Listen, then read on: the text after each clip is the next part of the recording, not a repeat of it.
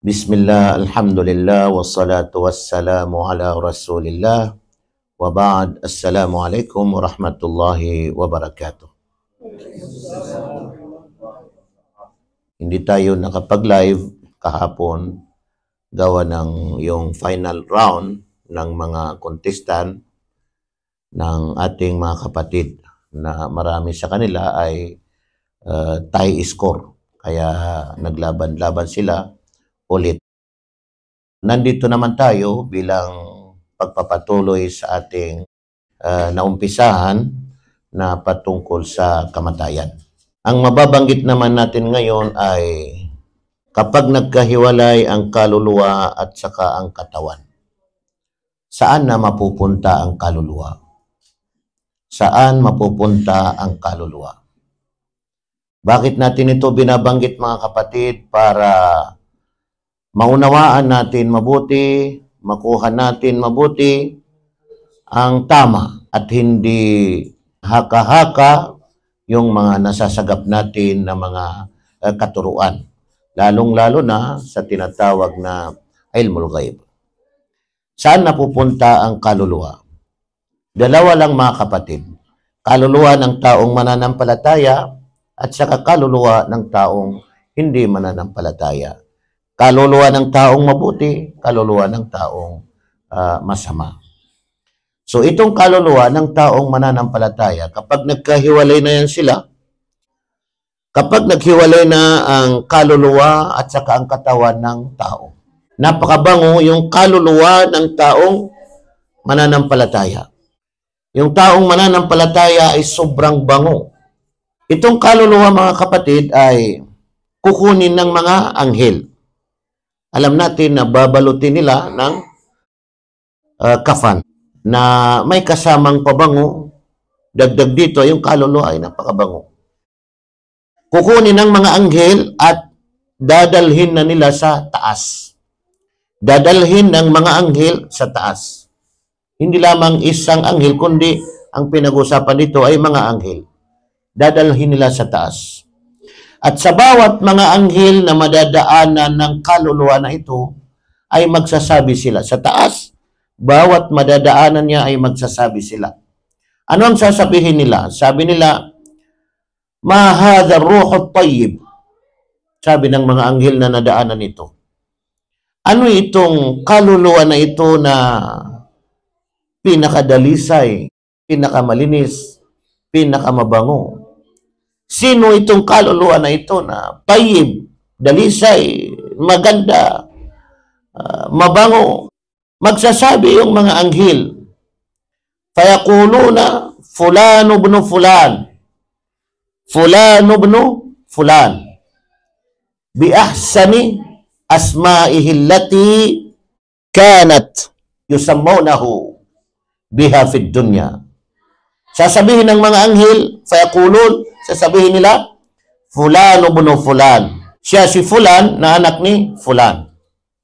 Ibig sabihin, bi ahsani asma'ihi. Sa kanyang pangalan, babanggitin nila yung kanyang pangalan. Siya si fulan na anak ni fulan. Ibig sabihin, siya si ano na anak ni ano. Siya si Kwan na anak ni Kwan. Yun. Bi ahsani asma'ihi, babanggitin nila yung pinakamaganda niyang pangalan. Na kung ano yung itinatawag sa kanya dito sa mundo. Kaya mapapansin din natin dito na dapat tawagin natin ang ating mga anak ng pinakamagandang pangalan. Kasi karapatan ng ating mga anak na bibigyan natin sila ng pinakamagandang pangalan. Hindi yung pangalan ng tatay, pangalan ng nanay, tapos pinaghalo-halo yung pangalan, wala namang kahulugan. Wala namang kahulugan. Humanap ka ng magandang mga pangalan. Abdullah, Abdurrahman, Abdurrahim, Abdul Karim, Abdul Malik. Mga pangalan na mayroong Abdu, pinakamaganda. O kaya ay mga pangalan na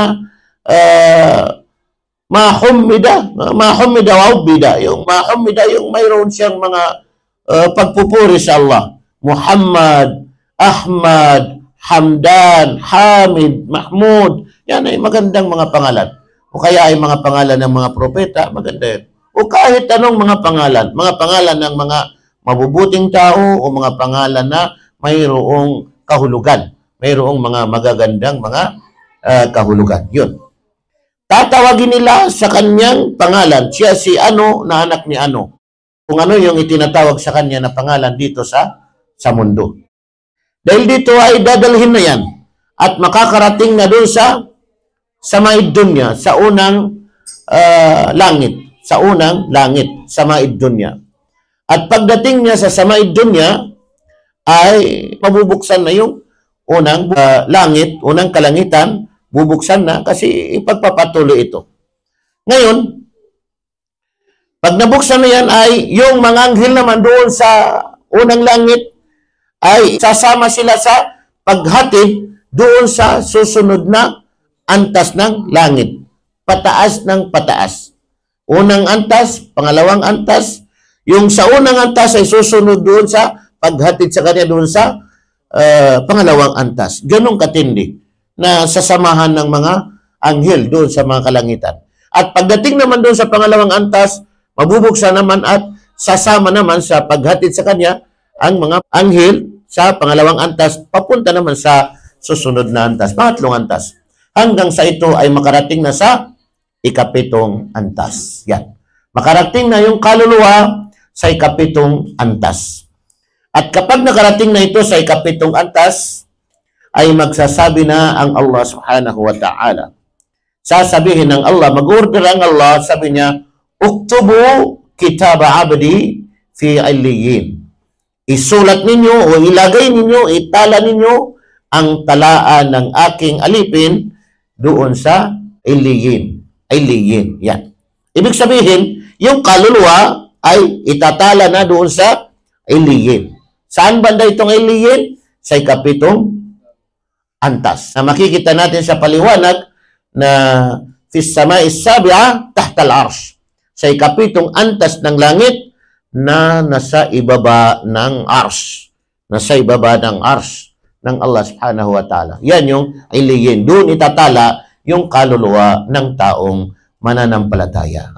Isipin natin yung taong mananampalataya, yung taong mga mabubuti. Wala pa dito yung taong hindi mananampalataya, yung taong hindi mabuti, gumagawa ng kasamaan.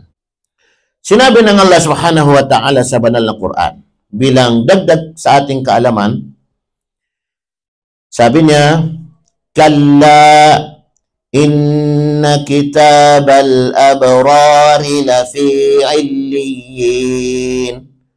وَمَا أَدْرَاكَ مَا عِلِّيُّونَ كِتَابٌ مَّرْقُومٌ يَشْهَدُهُ الْمُقَرَّبُونَ.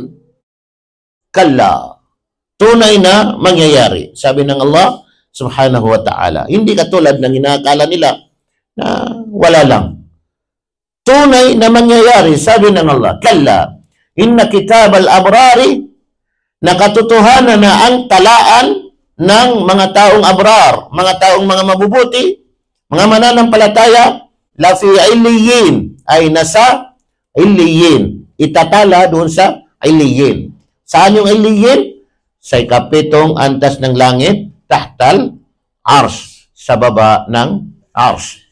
Kalla inna kitab al-abrari la fi illiyin. Wa ma adraka ma illiyun. Ano ang pagkakaalam mo? O ano ang nakapagbabatid sa iyo, O Muhammad, kung ano ang illiyun?